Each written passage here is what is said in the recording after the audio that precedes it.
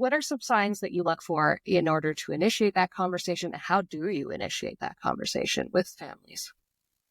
Well, I often start by asking them what they know about their medical condition. Mhm. Has the doctor ever mentioned this word to you? Because you'll go in and you'll notice that there has been a lot of weight loss often comes with that sort of approaching the end of your life. You see rapid weight loss or consistent hospitalizations, or, you find out that there's been a diagnosis that may have potentially a life-ending um, prognosis. So those conversations are sort of where I jump in. I just say, hey, so if this is the diagnosis, let's say there's a cancer diagnosis, are you pursuing treatment? And then they'll let me know, well, yeah, I've gone through XYZ and it didn't agree with me, and so I'm going to stop doing that. So that's now a decision that sometimes people make that decision not really openly saying to their family, look, I'm done fighting this condition.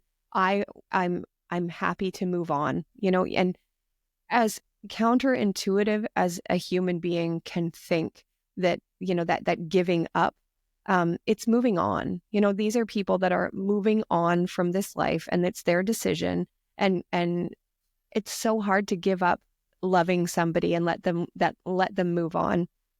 Not that you give up loving them, but giving them the power to make their own decision as to when they want to leave, because we all want to hold on to people that we love forever and ever. Amen. So that's kind of where I come in, is what's the diagnosis? What are we looking at?